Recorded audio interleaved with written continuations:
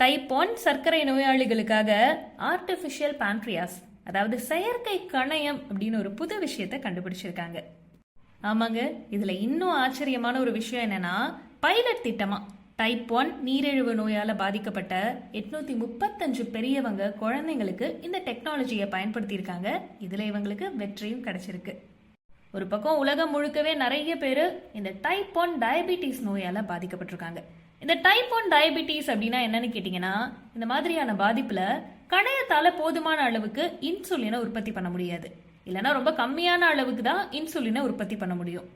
இதனால நிறைய பேர் இன்சுலின் தேவைப்படுறதால இதை இன்சுலின் ஷாட்ஸாகவும் இன்சுலின் இன்ஜெக்ஷனாகவும் எடுத்துக்கிறாங்க.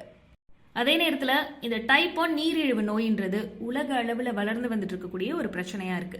இந்த நிலைமையில இந்த டைப் 1 நீரிழிவு நோயால பாதிக்கப்பட்ட குழந்தைங்க, பெரியவங்கன்னு ஆயிரக்கணக்கான மக்களுக்கு உதவி பண்றதுக்காக செயற்கை கணைய கருவி, அதாவது இந்த ஆர்டிபிஷியல் பான்க்ரியாஸை டிசைன் பண்ணியிருக்காங்க.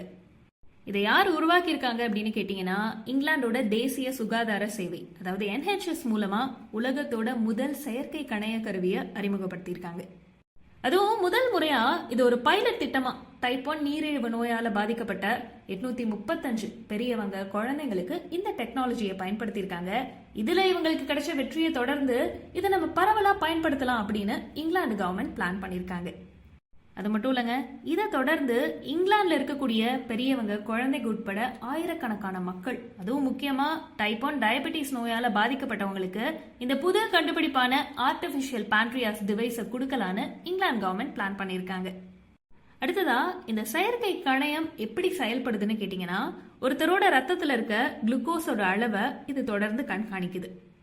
அடுத்த கட்டமா எவ்வளவு இன்சுலின் தேவைன்னு அது எல்லாத்தையும் பக்காவா கால்குலேட் பண்ணி ஒரு பம்புக்கு அனுப்புது.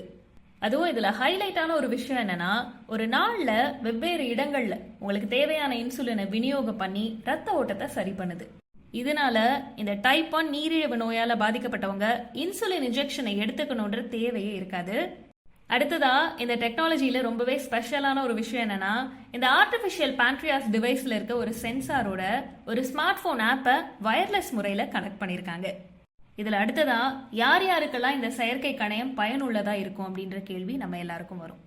அதாவது, இங்கிலாந்தோட தேசிய சுகாதார சேவை அமைப்பு ஏப்ரல் 2ஆம் தேதியிலிருந்து இந்த டைப் 1 நீரிழிவு நோயால பாதிக்கப்பட்டவங்களை கண்டுபிடிச்சு, அதுவும் முக்கியமா இந்த டெக்னாலஜி மூலமா யார் யாரெல்லாம் பயனடைய போறாங்க அப்படின்னு அந்த பேஷண்ட் எல்லாம் கண்டுபிடிக்கக்கூடிய வேலையை ஆரம்பிச்சிருக்காங்க. அது மட்டும் இல்லைங்க, முக்கியமா இதுக்காக மட்டுமே உள்ளூர் சுகாதார அமைப்புகளுக்கெல்லாம் 2.5 மில்லியன் பவுண்ட், அதாவது இந்திய மதிப்புல சொல்லணும்னா கிட்டத்தட்ட 26 கோடி ரூபாய் ஒதுக்கியிருக்காங்க.